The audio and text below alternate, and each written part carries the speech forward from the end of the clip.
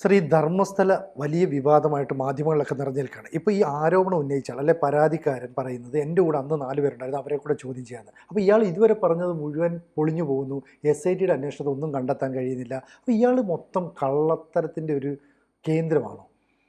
ഈ whistle blower എന്ന് പറയുന്ന ഇങ്ങനെ 100 പേരെ കുഴിച്ചിട്ടു, 100 ജഡങ്ങൾ കുഴിച്ചിട്ടു എന്ന് പറയുന്ന ഇയാളിലിപ്പോൾ പ്രത്യേക അന്വേഷണ സംഘത്തിന് വലിയ വിശ്വാസമൊന്നും ഇല്ലാതെ വന്നിരിക്കുകയാണ്. അവർക്ക് വിശ്വാസം ഇപ്പം ഇല്ല എന്ന് പറയുന്നത് അയാൾ തന്നെയാണ്. കാരണം ആദ്യമായിട്ട് ഇയാളുമായിട്ട് ഈ വെളിപ്പെടുത്തി എന്ന് പറയുന്നുണ്ടല്ലോ, 100 പേരെ കുഴിച്ചിട്ടു എന്നൊക്കെ. ഒരു ഘട്ടത്തിൽ ഇത് 2000 എന്നൊക്കെ ചില റിപ്പോർട്ടുകളിൽ വന്നിരുന്നു. ആകെ കുറച്ചല്ലേ ഇയാൾ പറഞ്ഞു ഒരു സ്ഥലത്ത് നിന്ന് കിട്ടിയിട്ടുണ്ട് എന്നുള്ളതാണ്. അത് മനുഷ്യൻ്റെ ആണോ എന്നൊക്കെ ഉള്ളത് അന്വേഷിച്ചൊക്കെ വരണം. പിന്നെ തലയോട്ടി അതിൻ്റെ ആ കൂട്ടത്തിൽ ഉണ്ടായിരുന്നതായിട്ട് തോന്നുന്നില്ല. ഒരു തലയോട്ടി ഇയാൾ ആദ്യം എന്തോരണം കൊണ്ട് കൊടുത്തതായിട്ട് തോന്നുന്നു. അപ്പോൾ ഇയാളുമായിട്ട് ആദ്യമായിട്ടൊരു അഭിമുഖം പ്രസിദ്ധീകരിച്ചു വന്നു കഴിഞ്ഞ ദിവസം ഇന്ത്യ ടുഡേയിൽ. ആ അഭിമുഖത്തിൽ അയാൾ പറയുന്ന കാര്യങ്ങൾ എന്താണെന്ന് നോക്കാം നമുക്ക്. ഇയാൾ പറയുന്നത് ധർമ്മസ്ഥല ക്ഷേത്ര അധികാരികൾക്ക് വേണ്ടി, ക്ഷേത്ര ഭരണം നടത്തിപ്പുണ്ടല്ലോ, അവർക്ക് വേണ്ടിയാണ് ഇയാൾ ശുദ്ധീകരണ തൊഴിൽ ചെയ്തുകൊണ്ടിരുന്നത്. അപ്പോൾ ഇയാളും കുഴിച്ചിടാനായിട്ട് ഇയാൾ മാത്രമല്ല ഉണ്ടായിരുന്നത്, ഒരു ചെറിയ സംഘം കൂടി ഇയാളുടെ കൂട്ടത്തിലുണ്ടായിരുന്നു. അനവധി ജഡങ്ങൾ വനമേഖലയിൽ കുഴിച്ചിട്ടു. അതിന് രേഖയില്ല, ഒരാളും അതിന് മേൽനോട്ടവും ഉണ്ടായിരുന്നില്ല ഈ ജഡങ്ങൾ കുഴിച്ചിടുമ്പോൾ. ക്ഷേത്ര ഭരണാധികാരികളിൽ നിന്നായിരുന്നു ഇതിന് നിർദ്ദേശം കിട്ടിയത്. സർക്കാർ അറിയാതെ, ഗ്രാമപഞ്ചായത്ത് അറിയാതെ, ക്ഷേത്രത്തിൻ്റെ ഇൻഫർമേഷൻ സെൻറ്ററിൽ നിന്ന് കിട്ടിയ നിർദ്ദേശങ്ങളുടെ അടിസ്ഥാനത്തിലാണ് കുഴിച്ചിട്ടത്. ഇയാൾ അഭിമുഖത്തിൽ പറയാണ്. ഇയാളുടെ സംഘത്തിൽ വേറെ 4 പേർ കൂടി ഉണ്ടായിരുന്നു. അപ്പോൾ ശ്മശാനത്തിലല്ല കുഴിച്ചിട്ടത്, വനം, പഴയ പാത, നദിക്കര ഇവിടങ്ങളിലാണ് കുഴിച്ചിട്ടത്. ബാഹുബലിമലയിൽ ഒരു സ്ത്രീയുടെ ജഡം കുഴിച്ചിട്ടു. നേത്രാവതി സ്നാനഘട്ടങ്ങളിൽ 70 ജഡങ്ങൾ കുഴിച്ചിട്ടു. സ്പോട്ട് 13, ഇയാൾ കാണിച്ചു കൊടുത്ത 13, സ്പോട്ട് 13-ൽ 70-80 ജഡങ്ങൾ കുഴിച്ചിട്ടിട്ടുണ്ടാവും. നാട്ടുകാർ ചിലരൊക്കെ കണ്ടിരുന്നു, പക്ഷെ അവരൊന്നും ഇടപെട്ടില്ല. ഈ ജഡങ്ങളൊക്കെ ആളുകൾ മരിച്ചതിൻ്റെയൊക്കെ കാരണങ്ങൾ അറിയുന്നില്ല എന്ന് ഇയാൾ പറയുന്നുണ്ട്. അക്രമത്തിൻ്റെ പാടുകൾ ഉണ്ടായിരുന്നു. ശാരീരികമായി, അതായത് സെക്ഷൽ അസോൾട്ട് അല്ലേ, ശാരീരിക ആക്രമണം, ലൈംഗിക ആക്രമണം നടന്നതായിട്ടും തോന്നിയിരുന്നു. പക്ഷെ അത് അപ്പോൾ ചോദ്യമുണ്ട് ഇയാളോടെ, അതെങ്ങനെ നിങ്ങൾക്ക് പറയാൻ കഴിയുന്നു? അപ്പോൾ അയാൾ സമ്മതിക്കുന്നുണ്ട്, അതൊരു ഡോക്ടർക്ക് പരിശോധിച്ചിട്ട് പറയാൻ കഴിയൂ എന്ന് പറഞ്ഞിട്ടുണ്ട്. കുട്ടികൾ മുതൽ വൃദ്ധർ വരെ ഉണ്ടായിരുന്നു, സ്ത്രീകളായിരുന്നു കൂടുതൽ. ഇയാൾ കുഴിച്ചിട്ട് 100 പേരിൽ 90 പേരും സ്ത്രീകളായിരുന്നു ഇയാൾ പറയുന്നു ഇന്ത്യ ടുഡേ അഭിമുഖത്തിൽ. മണ്ണിടിഞ്ഞ് ചിലതൊക്കെ കാണാതായി ചില സൈറ്റുകളിലൊക്കെ. അവിടങ്ങളിലൊക്കെ ചില സ്ഥലങ്ങളിൽ മരം വളർന്നിട്ടുണ്ട്, എന്ന് പറഞ്ഞാൽ കാട് കൂടുതൽ വളർന്നു. നിർമ്മാണ പ്രവർത്തനങ്ങൾ നടന്നു. മുമ്പ് പഴയ റോഡ് തിരിച്ചറിയാൻ കഴിയുമായിരുന്നു, പിന്നെ JCB വന്നു. ഇന്ന് വനം വളരെ നിബിഡമായി. 13 സ്പോട്ടിൽ 1-ൽ നിന്ന് മാത്രമാണ് എല്ല് കിട്ടിയിരിക്കുന്നത്, കുറച്ച്. അപ്പോൾ ഇയാൾ എന്നിട്ട് പറയുകയാണേ, മനുഷ്യർ പലതും പറഞ്ഞോട്ടെ, ഞങ്ങളാണ് കുഴിച്ചിട്ടത്, അത് വസ്തുതയാണ് ഇയാൾ പറയുക. അപ്പോൾ SITയിൽ ഇയാൾക്ക് വിശ്വാസമുണ്ടോ എന്ന് ചോദ്യമുണ്ട്. SITയിൽ വിശ്വാസമുണ്ട്, പക്ഷേ നിരാശയുമുണ്ട്. അവർക്ക് എന്നിൽ വിശ്വാസമില്ല ഇയാൾ പറയുന്നു. ഓർമ്മയിൽ നിന്നാണ് ഞാൻ സ്പോട്ടൊക്കെ കാണിച്ചു കൊടുത്തത്. മണ്ണും ഭൂമിയും മാറിപ്പോയി. JCB കുറേയും കൂടി വിസ്തൃതിയിൽ കുഴിക്കട്ടെ ഇയാൾ പറയുകയാണ്. 4-5 സ്പോട്ട് കൂടി ഇനി കുഴിക്കാനുണ്ട്. സ്പോട്ട് 13 കുറേയും കൂടി കുഴിക്കാനുണ്ട്. ഇയാളുടെ കൂടെ ഉണ്ടായിരുന്ന ആ 4 പേരുണ്ടല്ലോ, അവരെ കൂടി വിളിച്ച് ചോദ്യം ചെയ്യട്ടെ. ഇയാൾ പറയാണ് 2012 17 വയസ്സുള്ള സൗജന്യ കൊല്ലപ്പെട്ടു. അവരുടെ ജഡം കണ്ടത് ഒരു വിജന സ്ഥലത്താണ്. അവരെ കൊന്ന രാത്രി ഇയാള് സ്ഥലത്ത് ഉണ്ടായിരുന്നില്ല. സൗജന്യ കൊല്ലപ്പെട്ട രാത്രി. അപ്പൊ അന്ന് എവിടെയായിരുന്നു എന്ന് ക്ഷേത്രാധികാരികൾ ചോദിച്ചു. അന്ന് ഇയാൾ അവധിയിൽ പോയിരിക്കുകയായിരുന്നു. പക്ഷെ അവര് ഇയാളെ ഒരുപാട് ചീത്ത വിളിച്ചു. അടുത്ത ദിവസം ആണ് ജഡം കുഴിച്ചിട്ടത്. 2 ദശകം കഴിഞ്ഞാണ് ഇയാള് ഈ കാര്യങ്ങളൊക്കെ വെളിപ്പെടുത്താനായിട്ട്, ഇയാൾ അവിടെ നിന്ന് പോയിട്ട് 20 കൊല്ലം കഴിഞ്ഞു. 20 കൊല്ലം കഴിഞ്ഞാണ് ധർമ്മസ്ഥലയിൽ എത്തുന്നത്. അസ്ഥികൂടങ്ങൾ പലപ്പോഴും ഇയാൾ സ്വപ്നത്തിൽ കാണുകയുണ്ടായി. അപ്പോൾ കുറ്റം തോന്നി. ആ പാപബോധ അയാളെ വേട്ടയാടി. അവർക്ക് ശേഷക്രിയകൾ നടത്തണം എന്ന് തോന്നി. ക്ഷേത്രത്തെ ചിട്ടയാക്കുക എന്നുള്ള അല്ല ഉദ്ദേശം. ജഡത്തിൽ നിന്ന് ഒന്നും മോഷ്ടിച്ചിട്ടില്ല. ആരോപണം ശരിയല്ല. പിന്നെ ഇയാൾ പറയുന്നുണ്ട് ഇയാൾ ഹിന്ദുവാണ്, ദലിതനാണ്. ഇയാൾ മുസ്ലിം അല്ല, ഇയാൾ ഹിന്ദുവാണ്, ദലിതനാണ് എന്ന് പറഞ്ഞിട്ടുണ്ട്. പക്ഷേ ഇതിൻ്റെ അകത്തുള്ള കുഴപ്പം എന്താന്ന് വെച്ചാൽ ഈ ഒരുപാട് കുഴിപ്പിച്ചല്ലോ ഇയാൾ ഖനനം. പക്ഷെ ഒരു സ്ഥലത്തു നിന്നും കാര്യമായിട്ടൊന്നും കിട്ടിയിട്ടില്ല. ഒരു സ്ഥലത്ത് നിന്നും കുറച്ച് മാത്രമേ ഉള്ളൂ. അതൊരു പുരുഷന്റെ ആണെന്ന് പിന്നീട് തെളിയുകയും ചെയ്തു. അതെ, പുരുഷന്റേതാണെന്ന് തോന്നുന്നു എന്ന് പറഞ്ഞു. അതെ, പക്ഷെ ഇത് ആരുടെ എന്താണെന്നൊന്നും അറിയില്ല. ഇയാൾ പറയുന്ന 100 പേരെ കാണാതെ പോയിട്ടുണ്ടെങ്കിൽ അത്രയും ആളുകളുടെ വീട്ടുകാരും ഉണ്ടായിരിക്കും.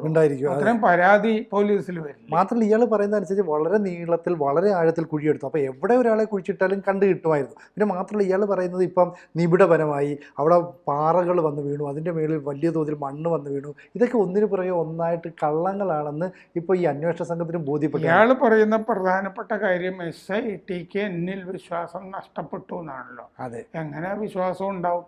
വിശ്വാസം ഉണ്ടായിട്ട് പോലും കുഴിക്കുന്നതല്ല. ഒരാളൊരു ആരോപണം ഉയർത്തി. അതെ, ഭീകരാരോപണം അല്ലേ? ഭീകരാരോപണം. അപ്പൊ അതിന്റെ നിജസ്ഥിതിക്ക് വേണ്ടി എങ്കിൽ എന്ന് പറഞ്ഞിട്ടൊരു SIT അവിടെ സർക്കാർ ഉണ്ടാക്കി. ധർമ്മസ്ഥലയെ ചില ആളുകൾക്ക് താറടിക്കണം എന്നുണ്ട്. ഇങ്ങനെ ഒരു ഹിന്ദു കേന്ദ്രം, ജൈനനാണ് വീരേന്ദ്ര ഹെഗ്ഡെ, അദ്ദേഹം നടത്തുന്ന ഒരു ഹിന്ദു ക്ഷേത്രമാണത്. അപ്പോൾ ശരിക്കും ഒരു ക്ഷേത്രത്തിൻ്റെ ഭരണം ഒക്കെ നടക്കുന്നൊരു സ്ഥലമാണ്. സൗജന്യമാണ് അവിടുത്തെ ഭക്ഷണം, അവിടുത്തെ ഡോർമിറ്ററീസ്. ഞാൻ ഒരിക്കൽ പോയിട്ടുണ്ട്. അപ്പോൾ സൗജന്യമാണ്. ആദ്യം ഒരു കോഷൻ ഡെപ്പോസിറ്റ് മേടിക്കും. നമ്മൾ തിരിച്ചു വരുമ്പോൾ അത് തിരിച്ചു തരികയും ചെയ്യും.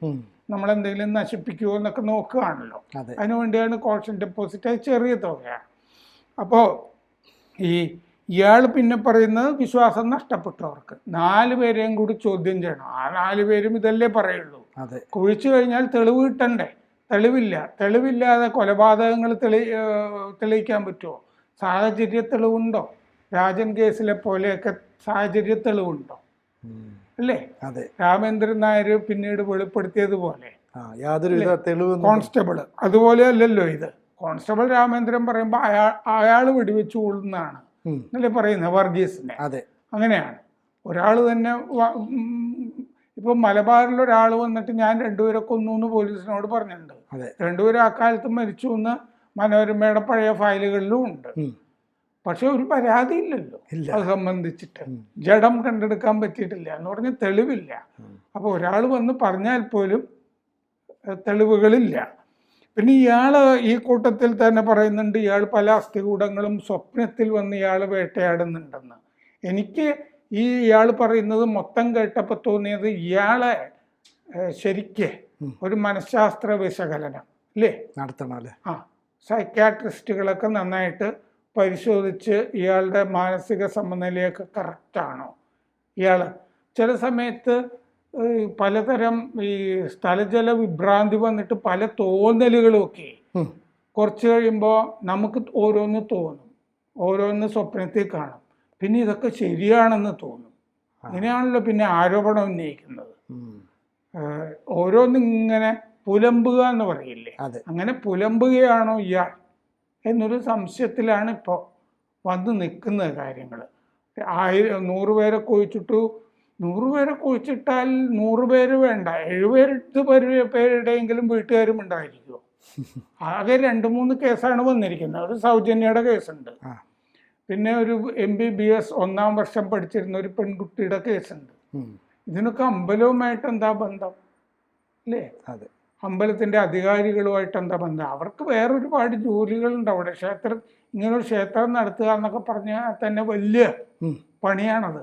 ഇത്രയും തിരക്ക് നിയന്ത്രിക്കുക, അത്ര ആളുകളുടെ കാര്യങ്ങൾ നടത്തി പോവുക എന്നുള്ളതൊക്കെ. അദ്ദേഹത്തിന് അവിടെ ഒരു മ്യൂസിയം ഉണ്ട്. ആ മ്യൂസിയത്തിൽ നമ്മുടെ തിരുവിതാംകൂർ രാജാവിന് ഉപയോഗിച്ചിരുന്ന പഴയ കാറ് വാങ്ങിക്കാനായിട്ട് അദ്ദേഹം തിരുവനന്തപുരത്ത് വരികയൊക്കെ ചെയ്തിരുന്നു, വീരേന്ദ്ര ഹെഗ്ഡെ. ഇപ്പോൾ ഇത് വെറുതെ കള്ളക്കഥയായിരുന്നു എന്നുള്ള ഭാഗത്താണ് വന്ന് നിൽക്കുന്നത്. കാരണം തല കിട്ടാതെ ഒന്നും സൂപ്പർ ഇമ്പോസിഷൻ എന്ന് പറഞ്ഞ പരിപാടിയൊന്നും നടക്കില്ല. കുറേ എല്ലുകൾ കിട്ടിയത് കൊണ്ടും ആയില്ല. അപ്പോൾ ഒരു സ്ഥലത്ത് നിന്ന് കുറച്ച് എല്ലുകൾ കിട്ടിയത് കൊണ്ടും ഒരു തെളിവുമില്ല. കാരണം അത് ആരുടെയാണെന്നറിയണ്ടേ? ആരുടെയാണെന്നറിയാതെ എങ്ങനെയാണ് കോടതി? ഇപ്പോൾ കഴിഞ്ഞ ദിവസം ഉണ്ടല്ലോ, ഒരു സർജൻ ഡോക്ടർ ഡൽഹിയിൽ എന്തോ വാദം നടന്നുകൊണ്ടിരിക്കുക. ഇതിൻ്റെ ഇടയ്ക്ക് ഇയാൾ ഈ കോടതിയുടെ നിലത്തേക്ക് കഴിഞ്ഞ ദിവസം കുറേ അരി ഇങ്ങനെ വാരി. ഉടനെ കോടതി നടപടികളൊക്കെ നിർത്തിവെച്ചു. ഇയാൾക്കെതിരെ പിഴയും ചുമത്തി. അപ്പോൾ ഇയാൾ എന്തോ ദുർമന്ത്രവാദമോ കൂടോത്രമോ ഒക്കെ നടത്തിയിട്ടേ കുറേ അരി കോടതിയുടെ നിലത്ത് വാരി എറിഞ്ഞതാണ് എന്നുള്ളൊരു, ഇങ്ങനത്തെ കുറേ ആളുകളുണ്ട് ഈ ലോകത്ത്. അങ്ങനെ മാത്രമല്ല, ഈ ശേഷക്രിയ ഇവർക്കൊക്കെ ചെയ്യണമെന്ന് പറയാനായിട്ട് ഇയാളാരാണ്? അതുകൊണ്ട് വേട്ടയാടുന്നു ഇവരുടെ ആത്മാക്കൾ എന്ന് പറഞ്ഞാൽ ശേഷക്രിയ നടത്തേണ്ടത് മരിച്ചുപോയ ആളുകളുടെ കുടുംബക്കാരല്ലേ? ഇയാൾക്ക് അതിൽ ലോക്കൽ സ്റ്റാൻഡേ ഇല്ലല്ലോ അല്ലേ? ഇരിക്കപ്പിണ്ടം വെക്കുക എന്നൊക്കെ പണ്ട് പറയൂ ഇല്ലേ? ആളിനെ കാണാതായി കഴിഞ്ഞാൽ തന്നെ ബലിയിടുക, ഇങ്ങനെയൊക്കെയുള്ള. അപ്പോൾ ഈ ശേഷക്രിയകളൊക്കെ ആ വീട്ടുകാരാണല്ലോ ചെയ്യേണ്ടത്. ഇയാൾക്ക് ആരെയാ കുറിച്ചിട്ട് ഒരു വിവരവും ഇല്ല ഇയാൾക്ക്. ആകെ ഉള്ളത് ഇയാൾക്ക് കുറെ തോന്നലുകൾ മാത്രമാണ്. അതിനല്ലേ വിഭ്രാന്തി എന്ന് പറയുന്നത്. അപ്പോൾ ഇയാളുടെ മാനസിക നില സംബന്ധിച്ചിട്ടൊരു അന്വേഷണം നടത്തിയിട്ടുണ്ടോ? അതാണിപ്പോൾ നമുക്ക് ഉയരുന്ന പ്രധാനപ്പെട്ട സംശയവും ചോദ്യവും. പല തോന്നലുകളും മനുഷ്യർക്ക് പലതും ഉണ്ടാവും. അങ്ങനെയാണല്ലോ ഇയാൾ ദുസ്വപ്നം കാണുക, പേക്കിനാവ് കാണുക എന്നൊക്കെ പറയുന്നത്. അങ്ങനെ ഒരവസ്ഥയിലാണിപ്പോൾ ഈ ധർമ്മസ്ഥലയുടെ തിരക്കഥ. ഇയാളുമായിട്ടുള്ള ഈ അഭിമുഖം വായിച്ചപ്പോഴും ഇതിൽ വിശ്വാസ്യതയുണ്ട് എന്ന് നമുക്ക് തോന്നുന്നില്ല. ആദ്യത്തെ അഭിമുഖമാണ്. അഭിമുഖം നടത്തിയവർക്ക് ധർമ്മസ്ഥലയെ ചീത്തയാക്കണം എന്ന് ഉദ്ദേശമുണ്ടായിരുന്നിരിക്കാം, പക്ഷെ പ്രയോജനമൊന്നും ഉണ്ടായില്ല. ഈ 4 പേര് ഇയാളുടെ കൂടെ ഉണ്ടായിരുന്നു എന്ന് പറഞ്ഞാൽ തന്നെ തെളിവില്ലല്ലോ. കുഴിച്ചു നോക്കിയത് എന്തിനാണ്? തെളിവ് കണ്ടെത്താൻ വേണ്ടിയിട്ടാണ്. കുറേയും കൂടി വിസ്തൃതമായിട്ട് കുഴിക്കണം എന്നാണ് ഇയാൾ പറയുന്നത്. ധർമ്മസ്ഥല എന്ന് പറഞ്ഞ സ്ഥലം മൊത്തത്തിൽ കുഴിച്ചാൽ തന്നെ എന്ത് കിട്ടാനാണ് അല്ലേ? ഹിന്ദുക്കളാണെങ്കിൽ ശവദാഹം നടത്തുകയല്ലേ ചെയ്യുന്നത്, അത് മണ്ണായിട്ടല്ലേ പോകുന്നത്. പിന്നെ ധർമ്മസ്ഥലയിൽ സെമിത്തേരികളോ മോസ്കുകളോ ഒക്കെ ഉണ്ടെങ്കിൽ അവിടെയൊക്കെ കുഴിച്ച സംസ്കാരമല്ലേ, വല്ല എല്ലൊക്കെ കിട്ടിയെന്ന് വരും. അത് സൂപ്പർ ഇമ്പോസ് ചെയ്ത് കഴിയുമ്പോൾ എന്ത് സംഭവിക്കും? അവർ സ്വാഭാവിക മരണം സംഭവിച്ചതാണെന്നല്ലേ ഉള്ളൂ. ഇയാൾ പറയുന്ന സ്ഥലത്തല്ലേ കുഴിക്കാൻ പറ്റുള്ളൂ. അവിടെ മുഴുവൻ കുഴിച്ചു. ഇനി എനിക്ക് ഇതിൽ നിർദ്ദേശിക്കാനുള്ള എന്താണെന്ന് വെച്ച് കഴിഞ്ഞാൽ, നല്ല കുഴിയൊക്കെ എടുക്കുകയാണെങ്കിലേ വലിയ മരങ്ങളോ ചെടികളോ ഒക്കെ നടുകയാണെങ്കിൽ അങ്ങനെ പരിസ്ഥിതിക്ക് കുറെ പ്രയോജനം ഉണ്ടാവും. അതാണ്, അതും കൂടിയൊക്കെ ഇതിൻ്റെ കൂടെ ചെയ്യാമായിരുന്നു. കൂടുതൽ വാർത്തകളും വിശേഷങ്ങളും നിങ്ങളിലേക്ക് എത്താൻ ABC മലയാളം സബ്സ്ക്രൈബ് ചെയ്യുക, ബെൽബട്ടനും അമർത്തുക.